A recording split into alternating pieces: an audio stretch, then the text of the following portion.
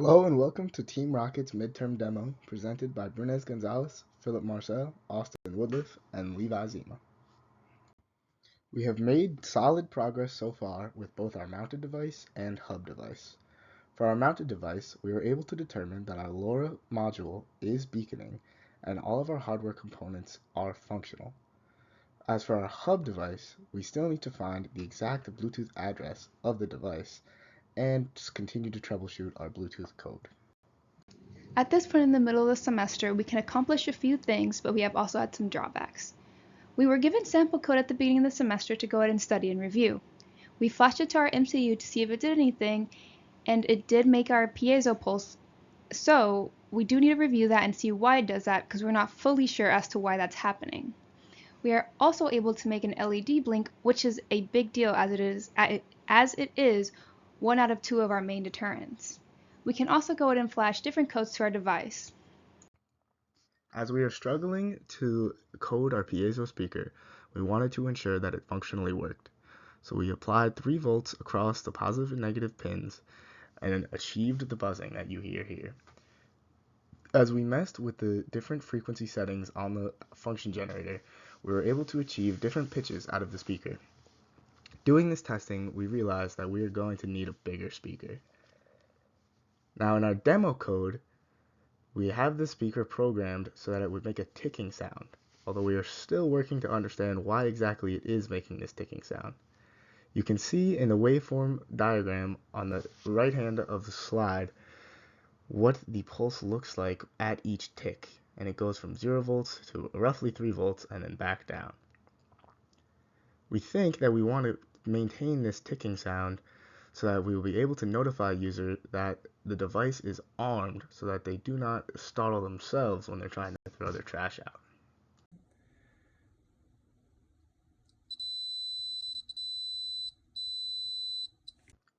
So far, our biggest struggle has been figuring out the nuances of the embedded code for both our Bluetooth modules and for our LoRa modules. We will discuss the Bluetooth modules more in the following slides. Beyond that, creating our analog to digital converter proved to be more challenging than we remembered in embedded systems, definitely required to shake off a little rust. Now for configuring the embedded code, we realized that our schematic was not accurate to the actual pinouts that were showing up in our code software. We think this could be because we were mistaken in which MCU we actually installed on our board. We're not sure how this could have happened, but we're using the trial and error method as there are only 28 different pins that it could be. So we're going down the line and we were able to get our LEDs functioning properly.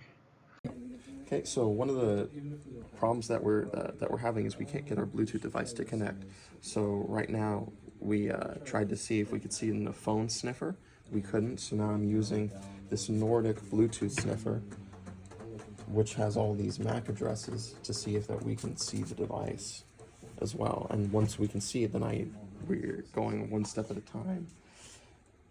Once we can I can see the device, then I know the device is transmitting and it's a format issue to not connect to the mobile devices.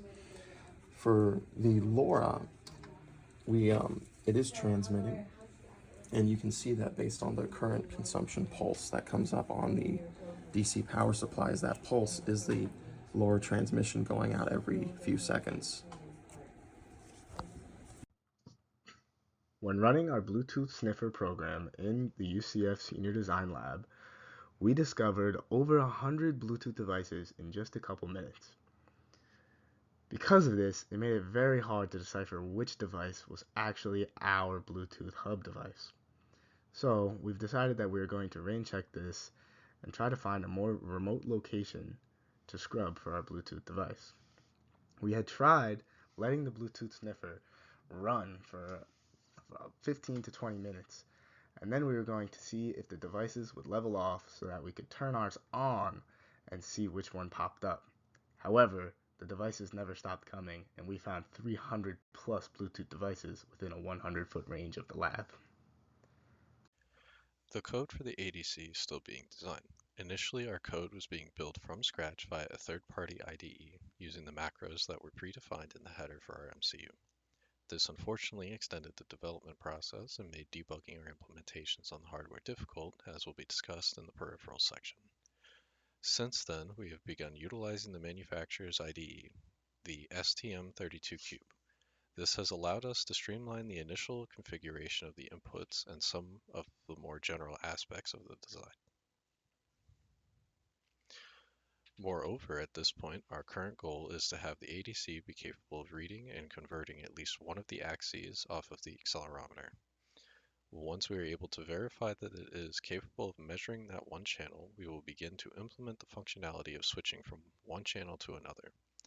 The channels the code is currently set up to read from are the x-axis, y-axis, z-axis, vref, and vbet. Following this, we will be working on integrating thresholds and responses to thresholds being surpassed. The code is currently capable of being set to a channel and calibrating the ADC for use. However, it has not yet been deployed on the hardware to test whether it is functioning as intended. The testing for functionality of the peripherals has been a challenge to say the least. Turning on an LED is not as simple as one thinks. As a group, we decided to use the Hall driver level, which provides a single, generic, multi-instance set of APIs to interact with the upper layer. The board was initially flashed with a demo code that was provided to our group. This allowed us to test the functionality of the piezo speaker. From here, we began designing the code of the speaker in our original IDE around just sending an output to the piezo speaker. However, designing, testing, and attempting to debug the code by hand several times, we reached a temporary impasse as we were unable to determine the cause of the issue. We were able to determine that the board was indeed flashed with the code successfully, as the voltage at several of the pins would change when compared to the device when the demo was flashed onto it. A second attempt at debugging the device and the code was made after we switched to the STM32Cube IDE. This also yielded similar results. As of this time, we were able to successfully turn on the LED. After multiple days of configuring code, we realized the error was with the schematic itself. This did draw us back on our timeline. We believe there was a version understanding and the coders/programmers had the wrong version with the wrong pinouts. This week will be filled with testing each pin and confirming what the input or output is to it. Another issue we found was the LED was not properly connected to the board. So once the correct pin was found, the LED would still not work. Once each pin is confirmed, the project should move smoothly and the progress should be made faster. Follow along from left to right as you read through our components parts list table. Each of the components listed, with the exception of the PCBs, has a respective image for what the device physically looks like. Note that the MCU we are using is actually contained within our Semtech LoRa chip. Comparing our project's progress so far to our requirements, we have not yet met many of our requirements we have set out for ourselves. The one that we have met so far is that the device will have a state of low power draw. As is, the device does not draw much power, and we also speculate that the device is capable of lasting more than a month, but we would need to test it further to be sure that we have met this requirement. Moreover, there are several of our other requirements that we are close to meeting. Those would be being able to gather sensory information from multiple sensors. At the moment, the code for the ADC is being built, and once the step is set up, we will be able to test the device's ability to measure sensory input. The code for our peripherals is also being debugged and will likely be functional relatively soon. So once this is complete, we will merge the two codes and test the device for functionality that would be considered satisfactory for our last two requirements, as well as our first requirement. Since we have had multiple drawbacks already, right now our focus is to get the mounted device working, since that is what prevents the bear from rummaging in the trash bin in the first place.